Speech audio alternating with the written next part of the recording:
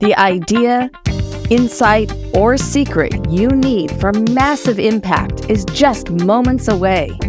It's time to claim your career crown. The podcast where business owners and entrepreneurs share the keys to the kingdom to help you open the vault to your greater success.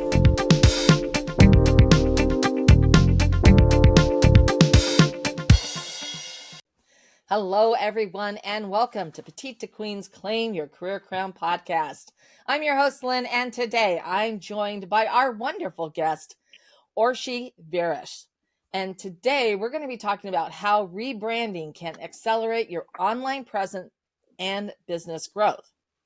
You know, this is such an important piece for everyone to grow your business. And that's why it's important that you tune in today. And if you get a ton of value in this episode, I would love to invite you to subscribe because it costs nothing to subscribe.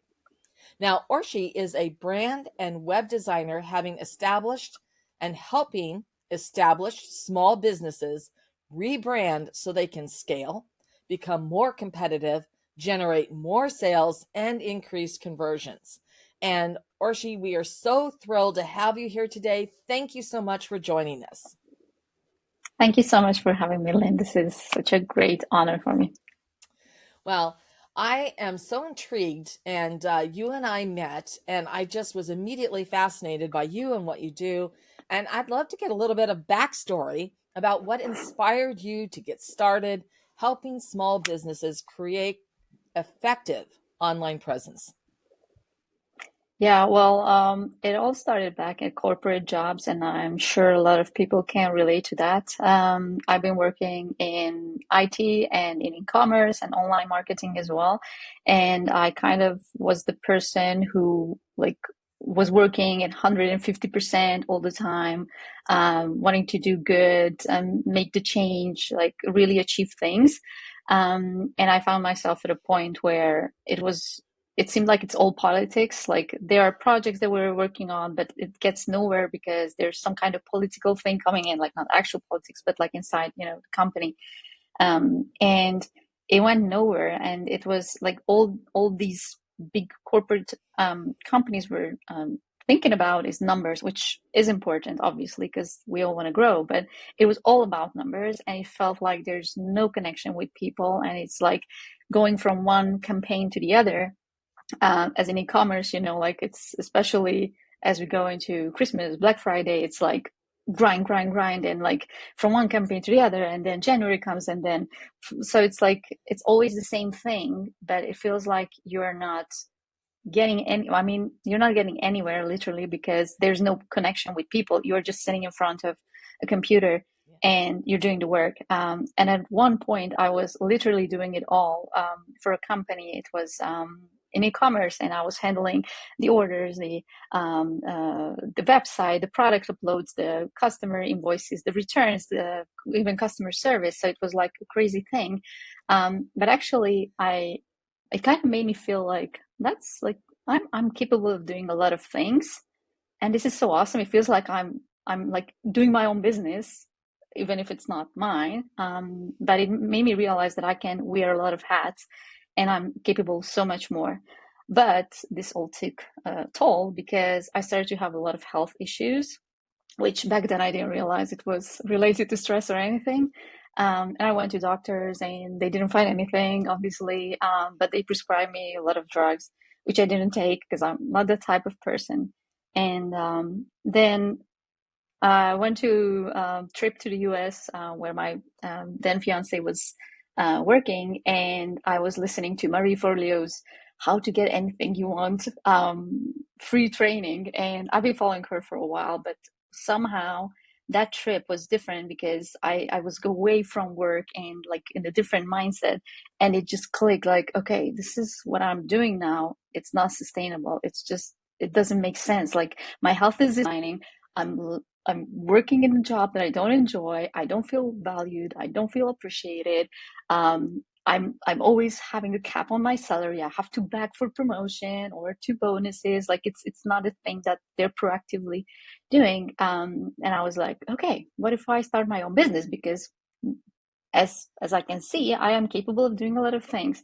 So I came home and it was like, okay, but what do I do? So I was like looking at all the things that I actually do well, like being in e-commerce, in online marketing, working in IT, loving tech and being able to handle tech well, and also like the creative side, because even though I learned economics and marketing, I was like, yeah, but like I do need that creativity part to flourish. And also I wanted to have connection with people and be able to help. So I ended up joining a web designer course back then. This was in 2018. It's when I actually started my business. I really liked that course, and that like made me fall in love with the whole profession, and I went deeper. So then I joined another one, and I joined B School, Marie Forleo's program, and then since then it's been a whole journey of different courses that I took. But I felt like so inspired and so motivated, and I realized that my main goal is like not just me as an example, but I know there are a lot of women who have very great aspirations, very great vision, but they just don't know how to start, and they don't necessarily have the tools or the time or the freedom to make it happen. So I'm trying to bridge the gap between these women, their vision, their dreams, and to support them with the tech, with the knowledge, with branding, the website, the platforms, and kind of like be their partner who helps them achieve these dreams. So this is how it all started back in 2018, and then I was still working in my full-time job.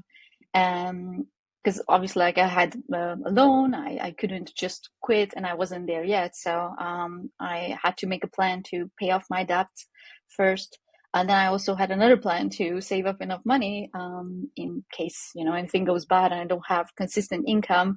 Then I would have some cushion to play with, and then I set myself a date in 2021. This was still a bit past COVID.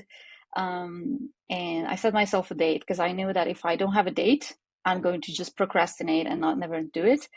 And the date came and I quit. And that was the biggest thing I ever done. It was so liberating, so awesome. And since then I'm full time, and I haven't looked back since. And it's been a really, really great journey helping these women and being able to partner with them in achieving their goals. Right. Well, that's wonderful. What a great story. And I love how you planned everything and that set the date, Yeah. to reach those goals and to achieve this. So, um, I'm really curious about this idea of rebranding and how this helps accelerate business growth. Can you explain that? Yeah, sure. Well, rebranding can come due to different reasons, depending on where people are at their businesses. But I can give you examples with the clients that I work with.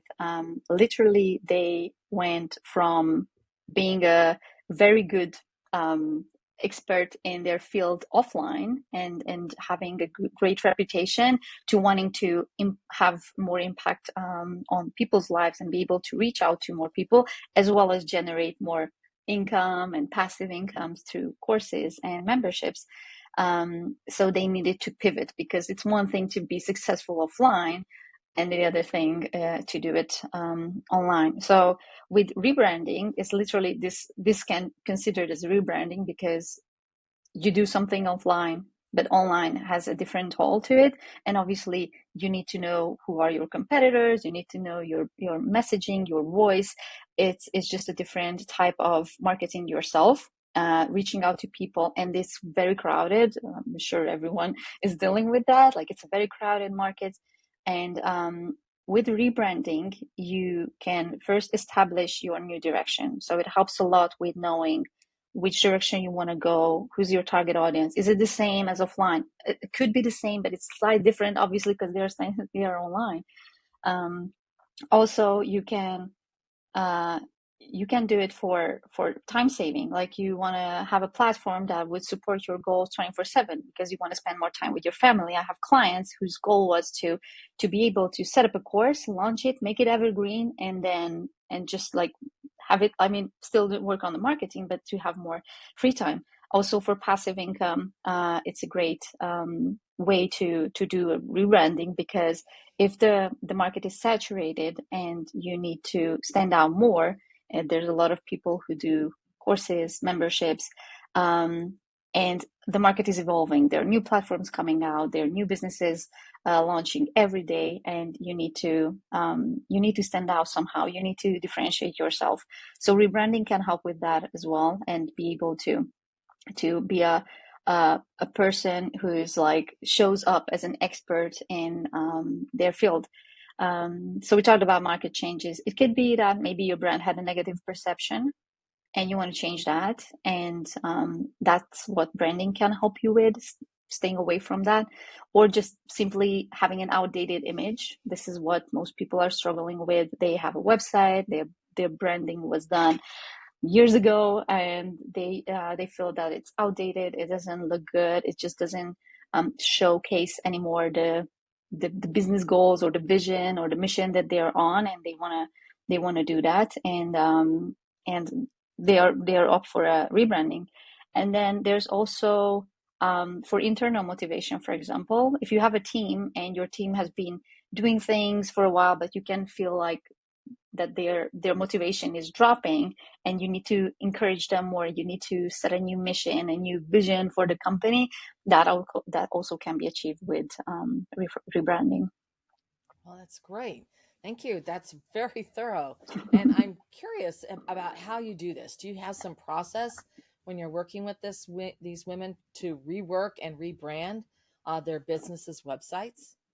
Yeah, sure. Well, as you could tell from my own story, I like planning, and I believe in clarity, and I believe in having a plan ahead of you. And I do think that what holds people back the most is feeling confused and overwhelmed, because it takes a lot of task. It takes a lot of different areas that you need to work on when you do a rebranding. It's not just your services and your clients and creating a new brand identity, if so, or setting up a website, or creating these new offers, for example. There's so many different things. And you don't know where to start. So the first thing that I do is first having a clarity call, like a free consultation upfront, where we discuss your business, what are your goals, what you need help with. And that helps me as well to create a proposal, to create a package for you. It's all customized to your needs. I mean, the client's needs, what they want. Obviously, there are set things that could go into a package, but each different project, each project changes based on what the person or the business would need.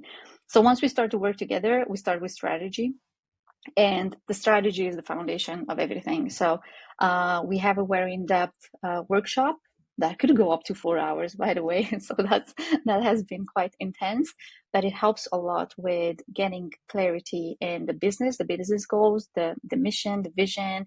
We talk about the brand voice, the messaging, the target audience, the competitors, even services. What is the direction that you want to take? How are you going to attract clients? What is the consumer purchase path like in each different stage of their awareness? How are you going to attract them, keep them, make them buy, make them an advocate for the brand, and so on and so forth. So this is where we start at.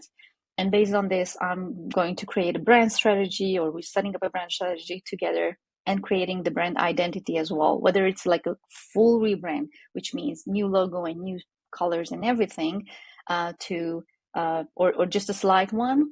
It all would include that. But this document is there to support the business on the long run, meaning if they hire someone, they can share this document with them, like this is what our business is about, these are our colors, this is how we use them, this is how we don't use our logo, like don't ever do this, just to keep consistency across channels. And then once we're done with that, we move on to the website. And this also starts with strategy, because we need to understand what the goal of the website is. Like, do you want to sell products? Do you want people to sign up to your newsletter? Do you want them to look at your sales page and do something else? So depending on the goal, we are going to create a user experience on each different page, and putting different sections on this page strategically, so they would go through the funnel and lead them to the actual goal. So they would click, they would sign up to get the freebie or whatever the goal is. And then based on that, I design the new pages. So it's like a complete new look, all customized. And then the client has the possibility to have a feedback and look at it, so they know how it's going to look like before we even start developing anything. And this helps a lot because they know they have control over the design, the functionality, how it's going to work. And once we're done with that, that's when I'm going to like develop the website itself. And the final touch is to integrate everything, do a lot of testing, obviously, to make sure everything is fine. Integrating the email service provider. So if they have a lead magnet or freebie or whatever, I would do that. And also I help them set up email sequences. So I'm not writing the emails myself, but I do help them set up the email sequences for welcoming and nurturing those leads. And the final step. So once you're all done with that, I create training videos for them to be able to use, because my goal is to support them in every step of the way. I don't need them to rely on me. I don't want them to having to rely on me. I give all the access, all the training they need in order to be able to handle their website, to add new blog posts if they want, do everything that they need to.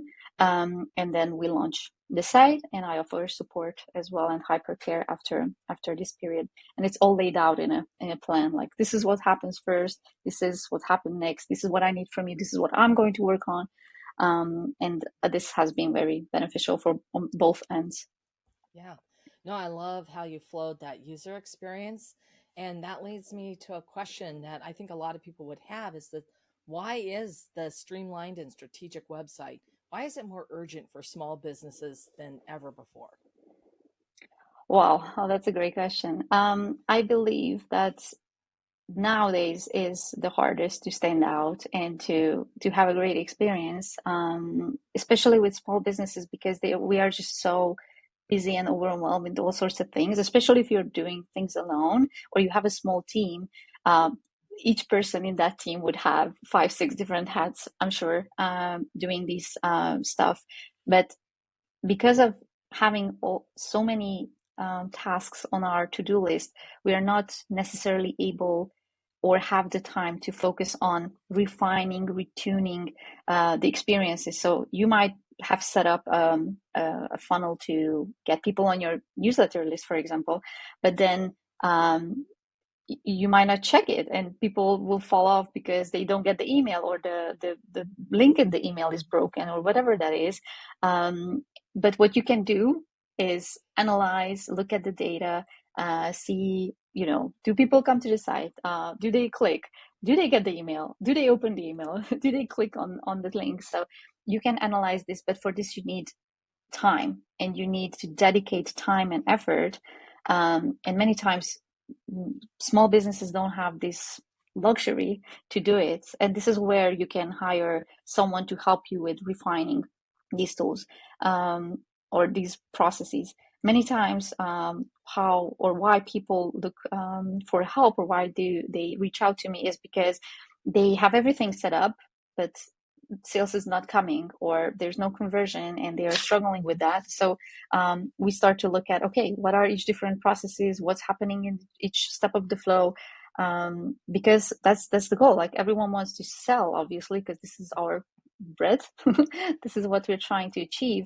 But in order to do that, it's not just about conversion, it's not about the links working, it's about setting expectations. And with the big brands having the resources to create very visually stunning experiences and sending you this notification and that, all sorts of things, people got used to being taken care of, and having all the information instantly, instant gratification, instant everything. And small businesses cannot fall behind. They need to keep track of these things. They need to look at what others are doing, not necessarily in their industry, but also outside, in different industries, and look out for what are customers expecting. And there's an expectation, and there's what you think customers expect. So there's a constant back and forth and asking for feedback. Yeah, absolutely. You know, I mean, when you're talking about this and you're looking at the project, in its sort of entirety, and I realize you go through the phases, but when people are sort of going like, okay, wow, this is like a lot, maybe that's one thing that could be holding back. But what have you encountered that can hold women back from moving forward to create this beautiful and functional website? And why is that a blind spot that they need it? Yeah. Oh, yeah. That's a great topic because I can tell you my one of my best clients experience her biggest issue was imposter syndrome, which is not something that I would promote myself as this is what I help you with, to Yeah. tackle imposter syndrome. But I think this is an underlying issue that we women have even more because of the way we were raised, because of cultural expectancy, expectations. So she was a very successful, she is still a very successful English teacher. She teaches adults who have no English knowledge, like zero to nothing, at school. And she's very good with that, but she wanted to have a bigger impact. And she knows that her way of teaching actually works. She had proof for almost 2 decades. And she wanted to have a bigger impact and wanted to create a course and also needed a website for that to promote it. But she had no social media or online presence at all prior to October 2022. And we talked in November. Since then, she launched her Instagram account. And by the time we talked, so it was like almost 2 months later, she had 200,000 followers on Instagram. Wow. And I was like, whoa, teach me, master, like what you're doing. And it turns out it's nothing about being like doing fancy videos or whatever. Her videos are like always the same format. And what she does, she uses a lot of mimics and hand gestures and face mimics to express herself, because these people speak no English at all, and she doesn't speak other languages, so she needs to make people understand. And actually, that's what her secret is, that she finds the way to find a connection with people and to explain like, oh, a mosquito bit me, and she would like, do the noise of the mosquito, and people understand it, and they learn the word itching, like it itches because the mosquito bit me. Yeah. And her videos are short, tiny, but to the point and very entertaining. So we worked on her branding, we created her website, launched her course.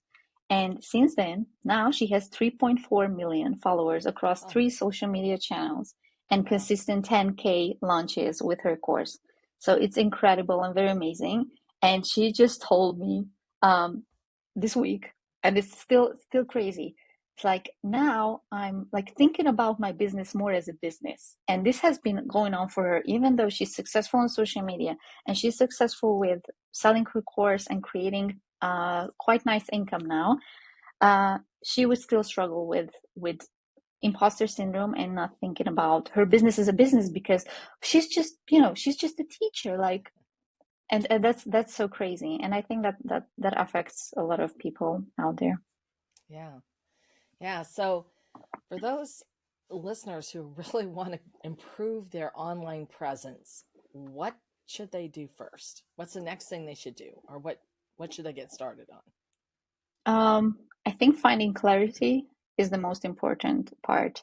Understanding like what you want to do, like where are you now, is always starting with an analysis of the current status of your life, your business. Do you like what you do now? Is it working? What are the things that you don't like? Do you want to outsource some things? What can you outsource? Are you there? Not there?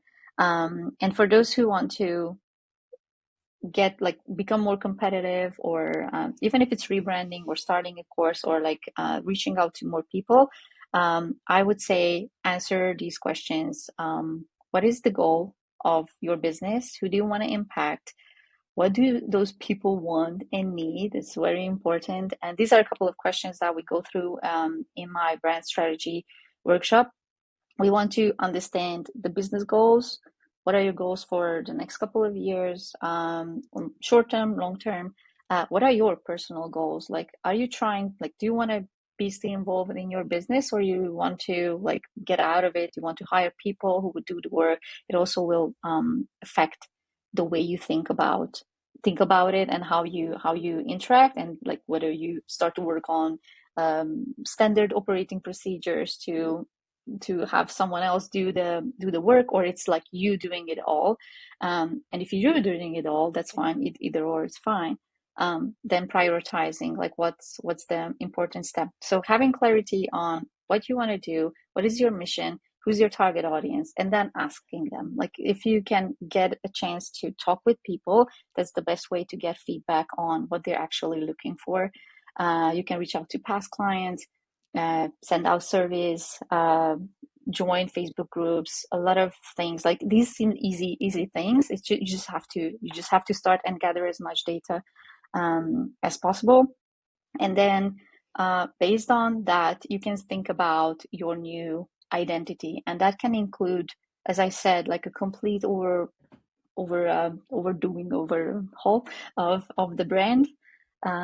Could be a new logo, but even could be just a slight difference of colors, maybe using a more bright color, depending on who you're trying to target. Because if you would target, like you want to target high ticket clients who are more serious, then the coloring and the font has to be more, elegant, more laid back colors usually. But if your brand is for kids, then obviously you're going to use very bright colors with playful fonts. So everything will be defined by your target audience and their needs. And then I would go from that's where to start, and then I would go towards the website as well. But that, I think that would sound a lot to do. So let's start with the branding and finding clarity there. And then obviously, if everyone has some questions, I'm happy to answer and walk through the other steps as well, not to overwhelm people too much here. That's wonderful. That's wonderful. I I want to know, Orsi, is there anything you wish I'd asked you?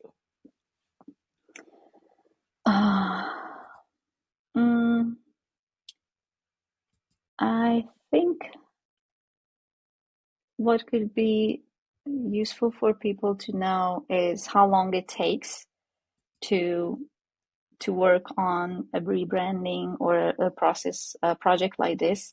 And the reason why I think this is something to talk about is because many times people would not invest in help, no matter if it's with branding or website or hiring a VA or with social media.